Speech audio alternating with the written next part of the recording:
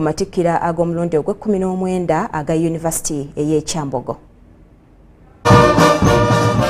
President Yoweri Kaguta Museveni okuyita mu mumyuka we retired Major Jessica Alupo ayagala University y'e Kyambogo bakolere wamu ne Ministry y'ebyobuyiiya ne teknologiya okwongera okunogera okusoomooza okuli mu ggwanga naddala mu kitongole ky'ebyobuyiiya.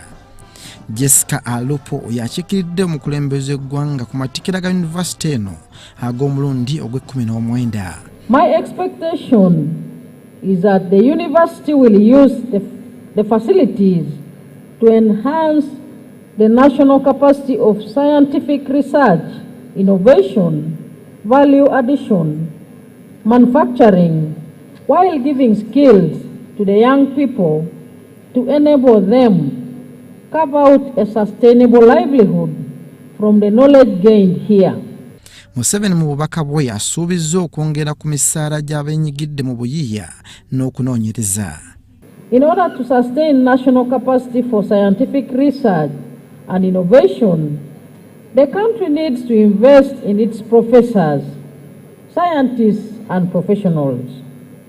The government of Uganda is committed to enhancing salaries of professors, scientists, and other categories of employees in a phased manner to a level where they can stay and work in this country. Aba University eno baagala bongerwe ssente zibayambeko okusikiriza abasomesa abagasa okumatiza abaliwo baleme kudduka nga banoonya ekisingawo n'ebirala. This provides scholarships for training at master's and PhD levels. There is a clear correlation between the number of PhD holders in an institution and research output, including commercializable innovations that end up in small and medium business enterprises. Katunka agambye nti batunulidde gavumenti yokka wabula ne bannamikago abalala okwongera ku mutindo gwa university. Or joining consortia to write grant proposals to attract funding from international organizations and philanthropists. There are many organizations seeking to work with us, and that is very encouraging to us. We have established linkages with many institutions. Allow me to mention very few. Oslo Metropolitan University in Norway, University of Piraeus in Greece, Daffodil University in Bangladesh, University of Arizona in USA. Chancellor wa University ategeezezza nga batandiseewo n'amasomo amalala ge basuubira nti gajja kuyamba okutwala eggwanga mu maaso. For the strategic thinking and actions that have facilitated the image of the university. Through this, the image of Kyambogo University will remain alive out there. Amatikkira ag'omulundi guno gaakutambula okumala ennaku 3 ng'abayizi 1,926 be bagenda okutikkirwa. Nze Lubwama Abdul Nasir.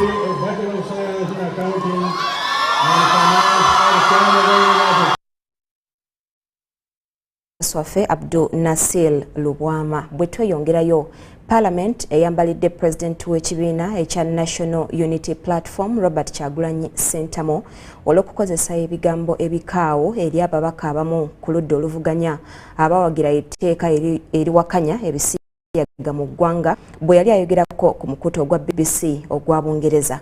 Speaker Anita Among wamu n'ababaka bongeddeyo okukkaatiriza nga bwe batajja kuteesibwateesibwa bakyeruppe ku tteeka lino era bino byonna bibadde bigenda mu maaso mu Parliament nga ababaka b'oludda oluvuganya basirise tebanyega. Bwe yali akyaziddwa ku mukutu gwa BBC ogwa Bungereza nga 29 Novemba 2023 we Bungereza, akulira ekibiina kya National Unity Platform Robert Kyagulanyi Ssentamu yabuuzibwa ebibuuzo ebitali bimu naddala ebyetooloolera ku tteeka erirungamya ku nsonga z'omukwano ogw'ebikokojjo. Ono yategeeza ng'abasiyazi abamu bwe baali mikwano gye nti era tebalinaako buzibu bwonna. Ono era yategeeza nti ababaka ab'oludda oluvuganya abakkiriziganya ne Paalamenti ya Uganda ne bayisa etteeka ku bisiyaga mu Uganda bwe bakikola olw'okuba balina enkolagana ne gavumenti eri mu buyinza. Speaker wa Parliament Anita Among, Minister David Bahati, Dr. Chris Baryomunsi n'abalala basinzidde mu lutuula lwa Parliament ne bambalira Kyagulanyi. I'd state as follows that the anti-homosexuality law is the most popular law in the history of this Parliament. Some people thought that the President was not going to assent to the law. I am proud and happy with what the president did. They should leave our country. We will continue protecting the family. We will continue protecting the family, protecting the rights of our children and our country, and will not live in handouts. As a government and as Ugandans, we should remain very firm. We may be poor, but we are not desperate, that you just dangle some resources and then we abandon our values. And the government will definitely respond when we get official communication from the US or any other government that puts these threats. But I think bino byonna bibadde byogerwa ng'ababaka ku ludda oluvuganya gavumenti basirise tebanyega okujjako Asumaani Basalirwa yekka alemedde ku kigambo kye nti tajja kuteesebwatiisibwa kuba etteeka lyawumamu omutwe liyamba ggwanga. They have money, they have influence. And I know that some of our colleagues are under pressure. There is a lot of pressure, there is a lot of intimidation. And I have engaged them. These forces, I have engaged them. Because they have come to my office from Britain, America, and the rest. They are looking for allies. Allies to promote that immorality in this country. I want to be on record, right on speaker, that as a country we must stand our ground. But the House should remain united because this is our country, this is a sovereign parliament, and I think a message should come from this House to condemn the statements of President of NUP, who made really reckless statements on international television, condemning his own members. Ono era awakanyizza ekyokubeera nti waliwo abaamukozesa ne bamusindiikiriza okuleeta etteeka lino. What is wrong with homosexuality being criminal in Uganda? This display of double standards is actually not display of double standards, it is display of no standards. Cannot be accepted. So let us stand our ground. This parliament took a decision. We are proud of that decision. We must condemn all efforts intended at undermining the sovereignty of this parliament. Speaker ategeezezza nti y'omu ku balozezzaako obusungu bw'abaceeruppe bano bw'oba asazaamu viza ye wabula nga kino tekimuyigula ttama wakusigala ku mulamwa. Shaidat Nassaku ne Shamim Nayiga mu Kampala. Ku Parliament nga tuvuddeyo byo ebitundu ebisinga obungi mu kibuga Kampala bigenda kugibwako amazzi ku Lwokuna lwa Ssabbiiti eno okumala essaawa 12 ebyuma ebigafulumya birongoosebwe. Okusinziira kwakulira enfulumya y'amazzi mu kitongole kya National Water and Sewage Corporation Engineer Andrew Muhwezi, ebitundu ebigenda okukosebwa kuliko Kampala abali ku luguudo olw'Ebombo, Jinja n'ebitundu ebiriraanye eddongosero ly'amazzi. Basabye abantu abawangaalira mu bitundu ebyo okwetetenkanya. Enkya tujja kubeerawo n'omulimu munene wano nga tulongoosa ebyuma byaffe ebisunda amazzi egaba ku treatment plants ez'egaba 2 n'egaba 3 nga era kiri ku mulamwa gwa maintenance program yaffe ebeerako nga buli myezi 6 nga tulongoosa tanks ezisitowalinga amazzi gano mu network. Bakasitoma abanaabeera affected bakasitoma abamu city center oba kitweta central business district, bakasitoma abali along Bombo Road, customers abe Makerere, Mulago, Nansana, Matuga, Lubaga, Namirembe, wane Kansanga, Gaba Road, Munyonyo, Chambogo, Mbuya, Mutungo, Banda ne immediate surroundings abo bajja kubeera affected mu 12 hours ezo mu ssaawa 12 za shutdown eno, era tusuubira nti shutdown bwetandise ssaawa emu by ssaawa 12 tujja kuba tumaze, era netwewayo ne overnight nga turecharginga system eno. Kati tusaba bakasitoma baffe betegekere eno interruption era basitowaringeko amazzi aganabayisa mu period eyo nga tukore emirimu eno, era emirimu eno eri very necessary. ate bulinga mukaaga Desemba lukuzibwa mu nsi yonna okulwanyisa enguzi era nga ne wano mu ggwanga lukuziddwa era nga ebitongole ebiri mu mulimu guno bikunze bannansi baveeyo okukwatiza awamu n'abaddukanya ebitongole kubanga buvunaanyizibwa bwa buli omu ate era bukosa bonna. Sudat Kaye katunnyonnyole ebibaddeyo. Ruth Nachobe akulira ekitongole ky'abakozi ba gavumenti alabudde abakozesa abantu interview z'omu bisenge nga tebannabawa mirimu nti anaakwatibwa Kalifa Kirojja.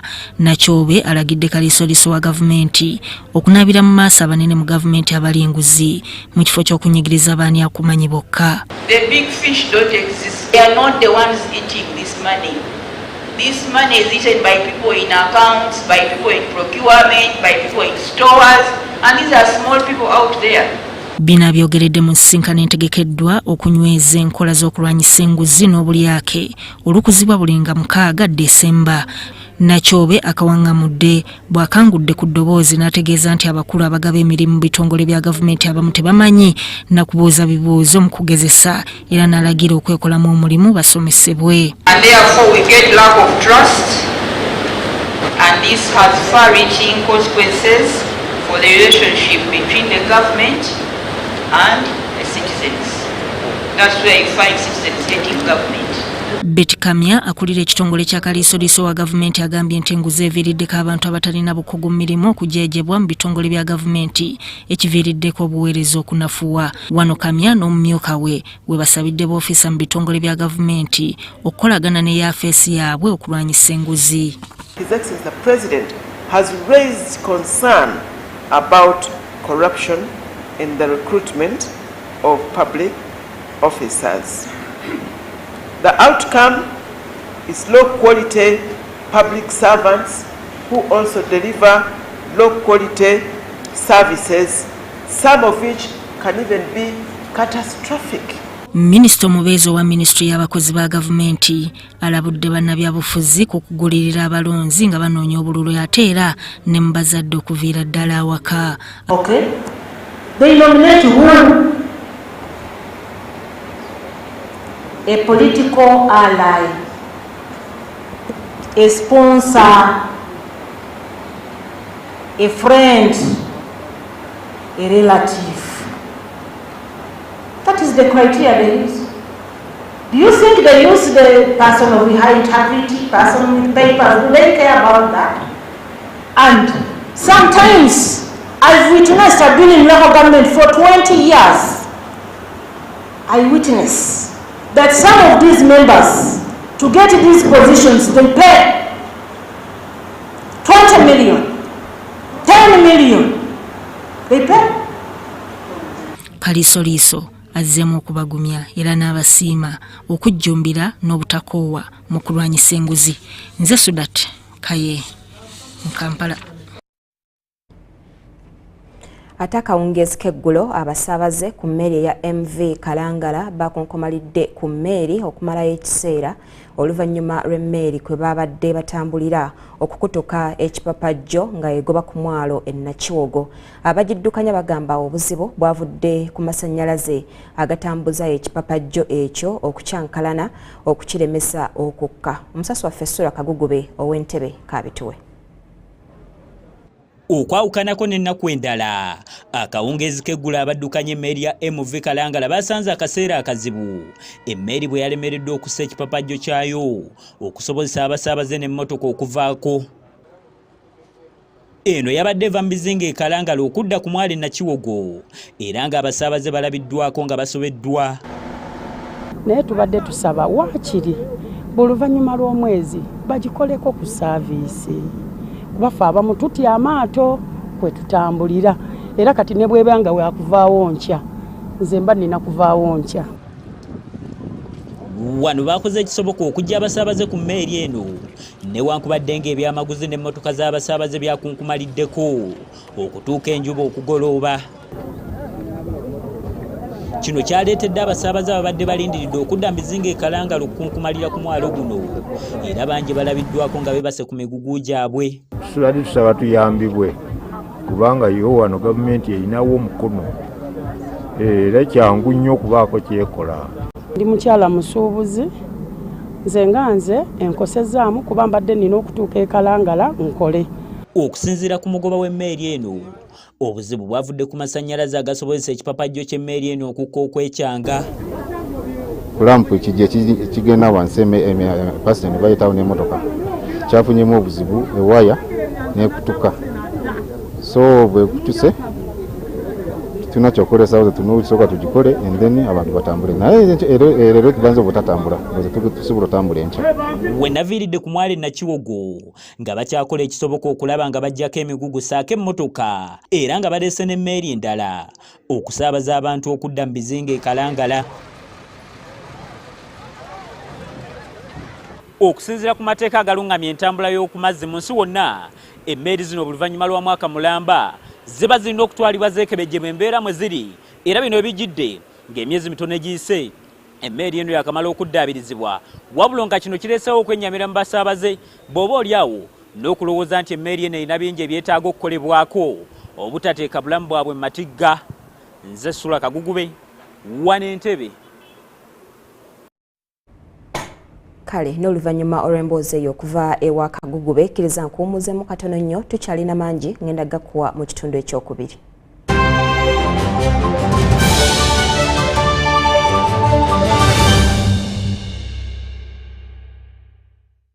Meet Brian Namanya, a visionary and a game changer whose team at Tubayo is breathing new life into domestic tourism.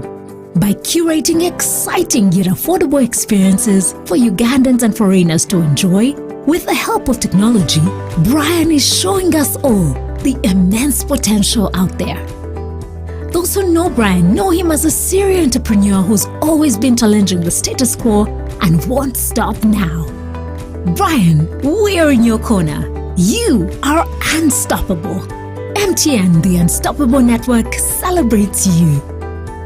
Visit www.tubayo.com and together let's support Ugandans like Brian who are driving our country's unstoppable progress.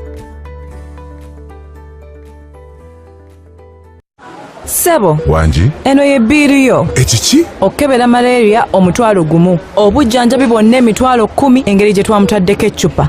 Musawo tosobola kunsalirako nga sinaleeta mukyala wange wano ssente zonna nazikozesa mugula eddagala mu zifamasi n'ebihabu ebitaakoze. Naye mukulu, gavumenti yagaba obutimba bw'ensiri gwabo mu makaago tebabusulamu. Obutimba bw'ensiri twabufuna naye kati bajjamu ebituli tetumanyi kye bukolera. Kuuma ab'omu makaago obutakwatibwa musujja gwa nsiri ng'otunga obutimba bwo buli we bujjamu ebituli okutangira ensiri. Kakasa nti obutimba bwo obusibira waggulu buli ku makya ate towanikako kintu kyonna okwewala okubwonoona. Kakasanga nti buli omu mu makaago asula mu katimba k'ensiri obudde kawubeere nga bunyogovu oba nga bwa bbugumu okubakuuma obutakwatibwa musujja gwa nsiri. Bwe tukwatira awamu tusobola okugoba omusujja gw'ensiri mu Uganda. Obubaka buno obukutuusibwako Minisitule y'ebyobulamu ng'eyambibwako Global Fund. Wait, Titus, you need to take your medicine. But Mom, they are playing without me. Here, swallow your medicine fast. I don't want you to get another headache from that infection. Medicines help us feel better when we are ill, but sometimes they can cause side effects. By reporting side effects, you help us learn about the medicine we use. This improves quality of care for each patient. Always report suspected side effects to NDA. Together, we can make medicines safer for everyone. This message is brought to you by National Drug Authority with support from Global Fund.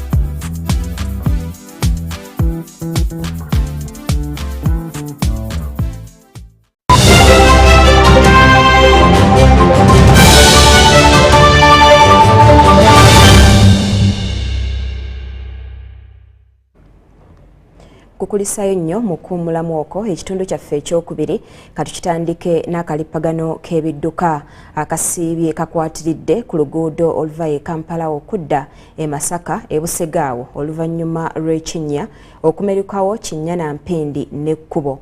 Abasaabalira ku luguudo luno wamu n'abo abakakkalabizaako ejaabwe basobeddwa olw'okutya nti ekinnya kino kyandiyongera okugaziwa. Kyokka omugezi ow'ekitongole ekya UNRA ekivunaanyizibwa ku nguudo abagumiza n'ategeeza ng'omulimu guno bwe gutandise.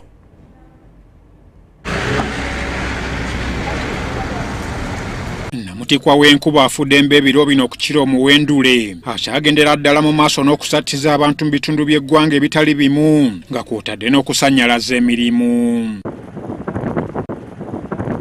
Ebyentambula byo bisanyalalidde ddala anti awamu emigga gibooze kw'ossa amazzi okwanjala olw'emikutu okuzibibwa so nga n'effujja erikolebwa ku butonde bw'ensi omuli okuzimba mu ntobazi n'okuyiwa ebisasiro mu myalo okutuusa okuziba emindumu gy'amazzi teriyinza kubuusibwa maaso. Ng'okwewuunaganya ku kiki ekisaanye okukolebwa kubadde kukyali awo. Abakozesa oluguudo okuva e Kampala okwolekera e Masaka bakedde kusoberwa olw'ekinnya ekisangiddwa okumpi n'ekkubo e Busega. Raba kanya kasose mbere neka nikigenda kiri amoke eri mwana we kolera wano mbuga mmotoka ku luguudo luno Masaka Kampala nentuuse wano essaawa zibadde 12 nentuuka wano tuuse wano wabaddewo omwana omuwala nga atambula ava eno akutta akaveera bw'atuuse awo n'alinnya awantu we wati wansi okugulu ne kukka gulu bwe kusse ne wagwa omuka akatuli kabadde katono bwekati ne mugamba nti olaba bw'okawonyaako wano mbadde naakamalawo eddakiika singa tebataddeewo magezi ga kulongoosaawo. Bano bagamba nti kisoose kubeera kitono kyokka ne kigenda nga kigaziwa ekintu ekibaleetedde okweraliikirira. Ebiti ebyo nga bwe mubiraba ne tubisuulako ku kkubo motoka ya poliisi ne bagikiika wali eri ekkubo ne liba limu bwe riti bakiyiseyo ekkubo ne bakubira ababasingako kugenda nga bajja nga bawera naye ng'ekintu ekyo kyegenda kyeyongera okugaziwa bwekiti nga kigenda kyeyongera okugaziwa ewoledde kyetutamanyi kubanga omwalo ogwo wali we guva amazzi gatera kuva wali ne gayita awo kati guzibye era amazzi mugalaba gyeyongedde obungi so si nkuba yetonyi. Kalumanywera w'embeera eno batubuulidde nti asibuka ku mazzi agayitiridde agatalina gye gayita ne gatuuka okuwaguza okwenoonyeza amakubo. Tuuka wano ng'ekinnya kiri awo bwekityo nga bw'okiraba naye ng'obukyo nabona buva ku myala kino ekitogo kinene emyalo egikulosinza bajja ne balambula ne bagenda ne bagamba bo tebasobola kukola kikwasaganya. Ekinnya kino kiviiriddeko akalipagano k'ebidduka era embeera ebadde yalyanda ku lyanda. Oyogera mu kitundu kya Refugee otobazi olwa Refugee mazzi yageze geyongera olwekyo nesembera okukizaawo era kati kugenda maaso tuba tutegeeza abakozesa ekitundu ekyo nga batuuse mu kitundu ekyo bakugenda obwegendereza abodemo nga zikyayita naye oba nti waliwo emirimu gigenda kukolebwawo okugenda obwegendereza. Ekinnya kino kiri ku luguudo oluva e Kampala okudda e Masaka okuliraana ne Express Highway Flyover era nga wansi wa Express amazzi gakubyeko bugule. Abantu beeraliikirivu nti essaawa yonna gandiwaguza ne gasaanikira oluguudo. Nze Ivan Juko.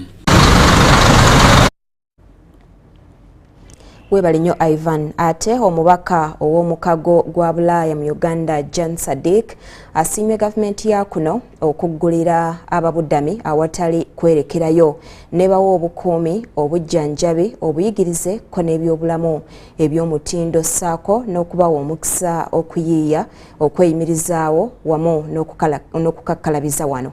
Ambasada Sadiq abadde aggulawo omwoleso gw'ebisiige ogw'okumala ennaku 10 nga guyindira kwa Alliance Francois wano mu kibuga Kampala.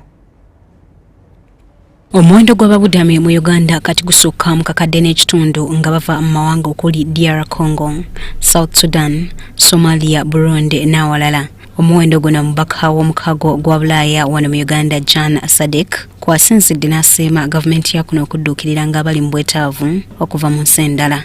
It is implementing it through what we call an open door refugee policy, which is allowing refugees to access protection, health, education services, as well as to work and create businesses. It's a very progressive policy. Can we give Uganda a round of applause for that? Ng'eggwanga okutwaliza awamu lisiimiddwa okulwanirira ababudami si mu byanfuna byokka wabula n'embeera mwe bawangaalira nga bawaŋŋanguse okuva mu mawanga gaabwe naddala abavubuka.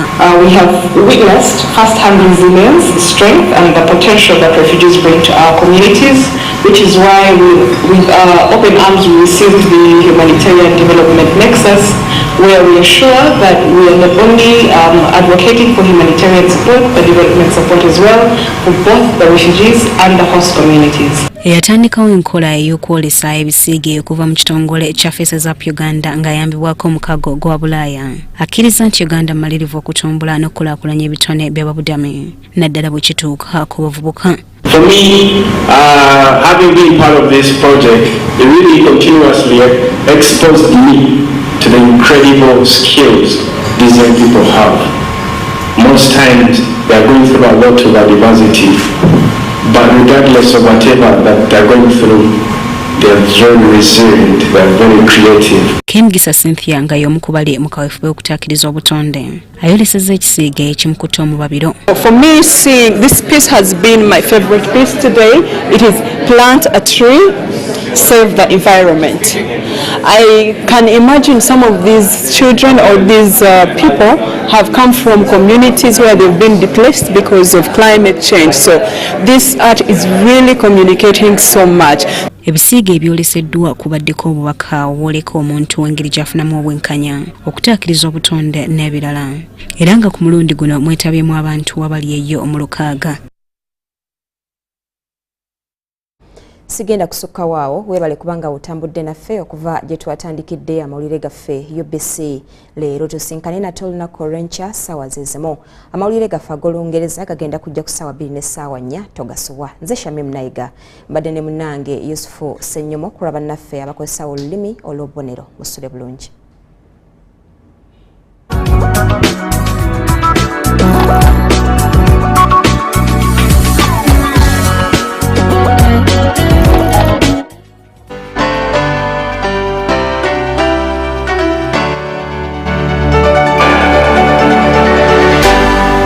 UBC, inspiring Uganda.